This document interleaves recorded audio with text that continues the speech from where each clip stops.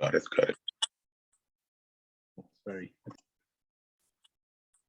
Hi everyone, this Jacob here again. I'm the host of the Duos Within Growth Markets, and I'm fortunate and actually really humbled to have here with me Efosa Obano. It's not Efosa Ojomo, my colleague at the Institute. And I don't know if some of you have been had the chance to watch what Investors Want series that we had under the Christianity Institute, who was the co-facilitator with Efosa Ojomo, who works at the Institute. But I have here with me Efosa Obano, and he's actually, I'll just add this, the recent recipient of the Minister's Award of Excellence, Rising Star in Canada on entrepreneurship and impact investing.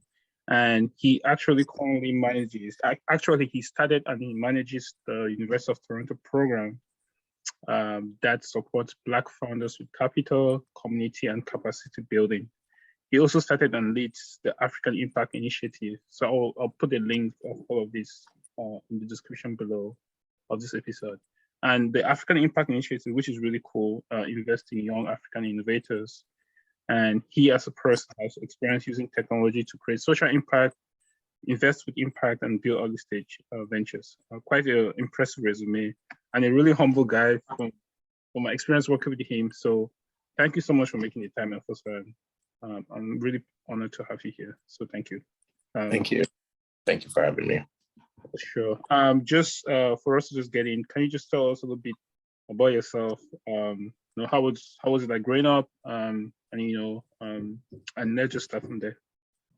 Yeah, for sure. And thanks again for having me. So growing up for me was done in Nigeria. So born and raised in Nigeria, Lagos State specifically. And I did my, primary level education and secondary level education in Nigeria. For secondary school, I went to a boarding school, so I left Lagos and I went to Abuja, which is the capital of the country, and went to school in a school called Loyola Jesuit College. So I left home pretty early, around age 10, I think. So yeah, that was, my early part of my life. Then following that, I moved to Canada for my university education. That was 9 years ago now, in University of Toronto, where I did strategic management for my degree. And it was while I was there that I also started the African Impact Initiative. And then that kind of led to a lot of the things I'm doing now, even my day job with the Black Founders Network. And I spent some time in the technology industry after graduation as well, working with Dell Technologies Canada, where I supported startups with that technology, and I led a team of tech consultants as well who did that, also led our social impact work. So everything kind of, compounded as it relates to entrepreneurship, startups, technology, with what I'm doing today or the things I'm doing today. Amazing, amazing. Just to ask, did you go to a boarding school when you left home 10? Loyola Jesuit College was a boarding school. Yeah, so that was definitely an experience. That's a conversation for another day. Definitely. I went to boarding school as well. No, thanks for really kind of giving us, taking us through that lane. Just to go back to how did you, so when you went to University of Toronto, was it at that time that as you're studying strategic management, was it a professor you met, or was it an exposure to someone that really, notched your mind of maybe I should think of, entrepreneurship or the Black Founders Network? What was that point, or maybe that exposure that led you to start thinking about entrepreneurship? Perhaps. Understand. Yeah, so it was actually prior to that. I'd always been very passionate about entrepreneurship from a very young age. When I was in Nigeria, growing up in my very early years, I didn't live in the flashiest of places or the most comfortable life. Are you sure? Where you look? No, thank God for today. But my parents did their best to provide us, with as much as they could. But at the very earliest ages, like primary level, before I went to Loyola, things were not, as rosy. So I got to see life from that perspective as it relates to just having some of the most basic amenities, not functioning properly and, questioning a lot of things like, and then obviously watching TV, being fortunate to travel as well, out of the country a few times and seeing how things worked so functionally in some other places. So I was always thinking like, why is this the case? Like how come some places are better than some other places? So doing research on that, I was a very inquisitive kid. I found out that, most of these other places, all these innovations and things were spurred by entrepreneurs or companies, entrepreneurial activity. So very early on, I always saw entrepreneurship as a tool to improve, society, to improve living conditions. So that was kind of where the desire to understand more about entrepreneurship came from. And that kind of directed my decision to study strategic management because it allowed me to learn a bit more about how businesses are formed, how businesses grow. Also was the closest thing to entrepreneurship at U of T that I could actually study because I couldn't study entrepreneurship as a degree, but strategic management included a lot of entrepreneurship courses. So that sort of directed everything. And then obviously being at U of T, seeing things with a different lens in Canada, my first formal entrepreneurial pursuit was starting African Impact Initiative. And this was because our mission pretty much is to impact the African continent through our youth community. And it came from a very personal place because what we do is we try to close the access gap as it relates to early stage entrepreneurs, innovators, etc., that want to create solutions but can't do so because typically investors and sponsors always optimize for experience and credibility. And what happens to those that haven't started something before or haven't, done XYZ, how do they get started? So I faced that problem a lot in a lot of my early ideation. So I figured, let's create something that supports people that are facing this. So that's kind of what led us to starting African Impact Initiative. And we were very fortunate to get support from University of Toronto to do what we do. So we fund first-time founders that are living in Africa to start technology-enabled solutions. We also support our diaspora community here in Canada in different ways, but everything is very focused on the notion that it's never too early to make a difference. So I guess that kind of puts everything together. And that's sort of how I got to start and launch Black Founders Network as well, because the university wanted to do more than just Africa now. They wanted to support the Black community more broadly.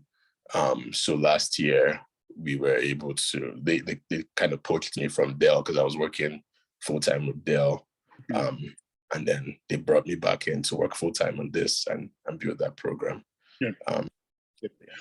That's man. Thanks for really going through that. I think it's not always like a chronological, sequence, right? It's like the story that was, it was a story that was imprinted on your mind growing up, seeing that exposure, being humble enough to see from a different lens once we're in University of Toronto. Then starting that was the African Impact Initiative, which is very commendable.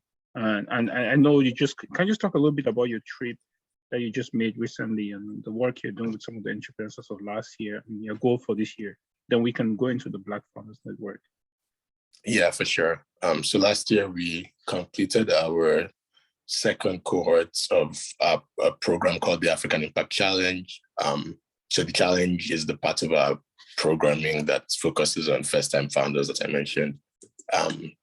We started it in Ghana in 2020, and then Kenya last year. And how the program works, it's divided into different phases. So it starts with the pre-incubation phase, where we pretty much cast a wide net for entrepreneurs or aspiring entrepreneurs and also early stage founders that are building that want to build tech-enabled solutions to solve something that they've experienced in their country. So in this stage, anyone that has an interest pretty much gets access.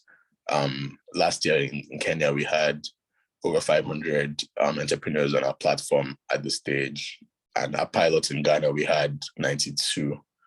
So, from Ghana to Kenya, we learned a lot and then worked with way more entrepreneurs to support them. Then after pre-incubation is focused on 101 level of validating your idea, like if it's actually solving a business. Funny enough, you mentioned Senior Efosa. He was a big motivation as it relates to even structuring the challenge. So the prosperity paradox, I read the book, my team read the book, and that was kind of what it made us say, let's build something that brings this book to life.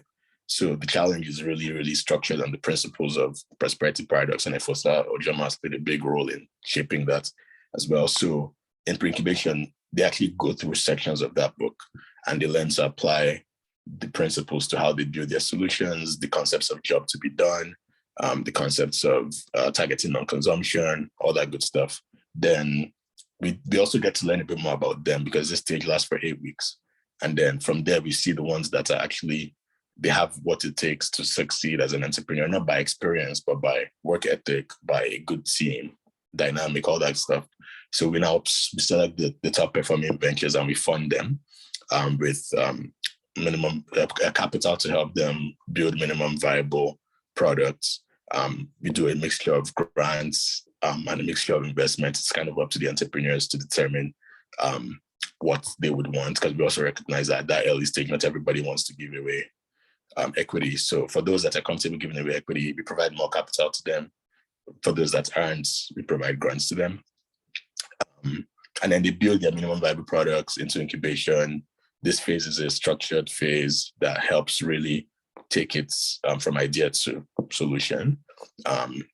This year, we're introducing a new part of the stage that includes coming to University of Toronto for 4 months. So we'll provide them all expense paid trip, all expense paid living cost to come and learn from this ecosystem as well, because same thing that I've learned, right? It gives you a different perspective when you learn from where things are already working and apply it to your community. So we're going to be introducing that this year as well.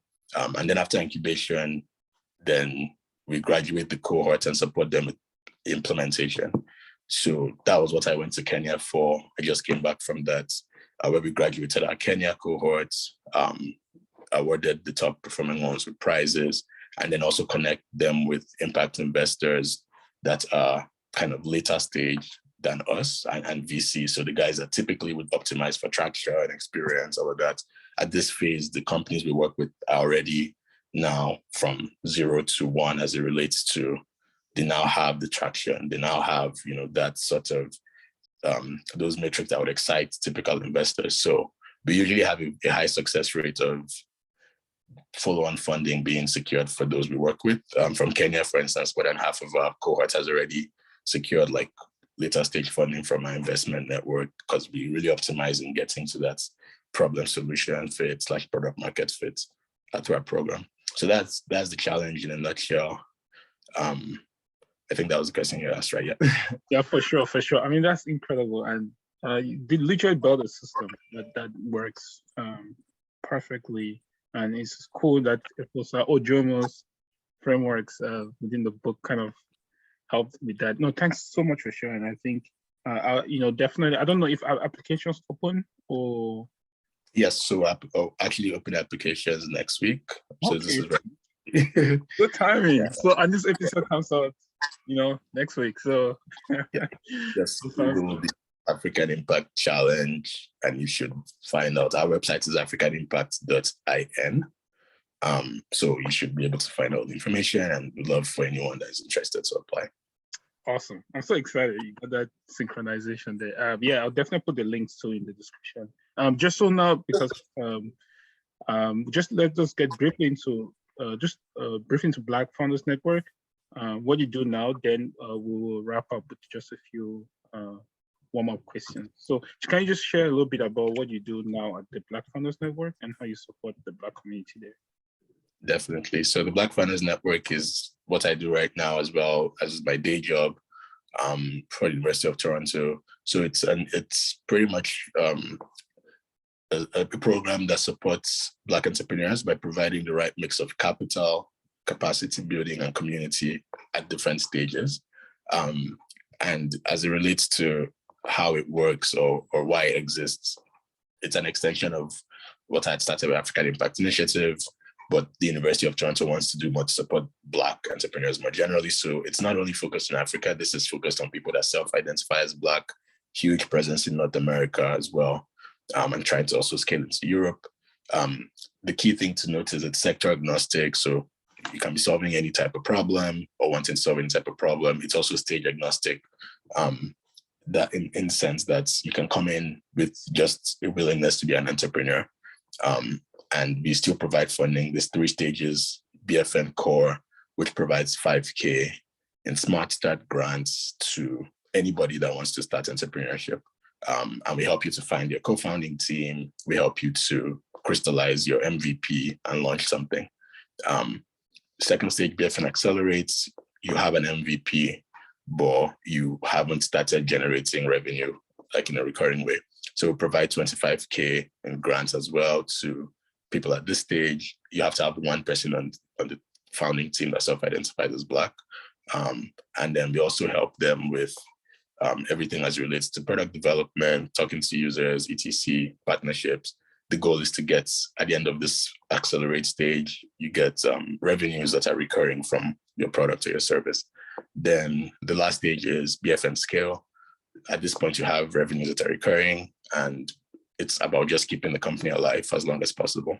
So we provide between 50 to 200K as well from University of Toronto's non-dilutive funding, but we also have a suite of investment partners here. So these are, again, the typical VCs and later stage investors who also co-invest with us, but they do so on their own terms. So, for whatever stake, and they help to get the companies larger rounds for their seeds, Series A, Series B, etc. We both moderated one of those in the What Investors One series. So like Lease from Black Innovation Capital, which is now BKR. They're one of our partners. They co-invest with us, and we match. When they co-invest, we incentivize them by matching some of what they are putting in non-dilutive funding as well. So that's a nutshell of how the program works. To learn more about that, I'm sure you share the link, but you can just search up Black Founders Network. It should come up, and anybody can join as long as you're, I guess, Black, or you want to advance Black entrepreneurship. Even allies can join too, to be fair. But funding goes only to Black people, obviously, but allies can support in different ways, partner with us in different ways as well. For sure. And these are Blacks in Canada, right? No, actually, well, we have a huge Canadian presence because we're here, but it's actually broader. You can join as long as you're Black. Got you. That's for Black History Month. Good. So I know you are so busy. One of the round-up questions, and the first one, I want to ask: how do you manage stress? Good question. Life has been so busy. I sleep helps a lot. I try to get enough sleep. I function better when I get enough sleep. I play FIFA a lot. Yeah. So like on PlayStation 5, that helps me distress. I read. Sorry, what's your team? I support Man United. I'm not so happy with them right now, so I'm not good. That's very proud. But yeah, soccer, ball helps. Eating Nigerian food helps. Yeah, I guess a mixture of things. I also try to read a lot too, like reading books that help to frame my mind as it relates to everything: entrepreneurship, investments. Read a lot of Clay's books as well. So yeah, a mixture of all those things, I guess, keeps me sane, but stress is definitely part of the life we chose. Exactly. I think that was a question that I felt, people just have to know that this comes to some level of, you have to put in the work, but you also have to take care of yourself as well, which is critical. So just the 2 last questions. So what would you tell a young African out there who is trying to make a difference in his community? Very good question. Anyone who's trying to make a difference in his community, I think starting, like there's usually a fear of failure or a fear of starting. I feel like my journey looking back now, I wish I haven't started. I mean, I started early, but I could have started even earlier because I had a lot of like maybe a year or two of just trying to over plan and over map and getting discouraged when I wasn't getting the resources, from pitching people. But my playbook now is, if you believe that there's value in something that you're trying to solve or change, try and start with however means possible, whether it's from even just what you have available as savings or capital. If you don't even have capital, like how can you prove the concept of what you're trying to do with the least resources? And then that usually gets you the support after, but it's easier to get support when you have a proof of something than when you just put something on paper and say, hey, this is, so that would be my biggest thing, just like start. And that's what I'm committed to doing with my work, to make that easier, right? So if you're African or you're Black, we're trying to provide some tools to help that, but that would be the biggest piece of advice. So the last question, I think this may is tied into your work at African Impact Initiative as well as the Black Founders Network. How do you see what do you envision for Africa in the next 20, 30 years, right? And how does that align with what you want your legacy to be like, right? That's a good question, yeah. I think it's at a phase where there's a lot of global attention to both communities, Africa and Black, which is good because it's probably easier now than it has ever been to get like access to a lot of things as an African or a Black person. I feel like this next, period, it's like it's going back to my last question, which is why I encourage people to start. And I feel like for a lot of things that become mainstream in like 20, 50 years or so are things that are going to be started now. Kind of like how we take stuff for granted, even how we're having this call and all the technology behind everything we do. It started in a similar revolution, in the Western, parts of the world. I think we're at that part of the world for Africa now.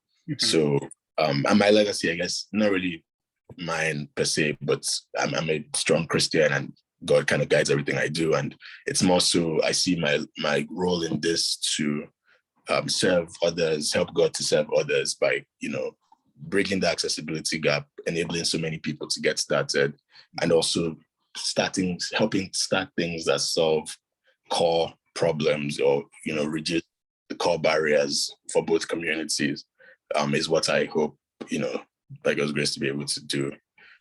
So that's how I would answer that, yeah. Definitely. Now, Efosa Obano, thank you so much. I know you're a very humble guy. You have achieved a lot at a very young age. You're still a young man.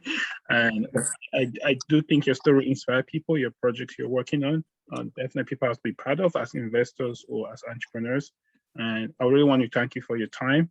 And just an honor to have you, and all the best. I'm looking forward to working with you in the future. Thank you. Thank you. Lots of work to be done. Thank you for having me. I'll see you guys in the next episode. Bye, guys.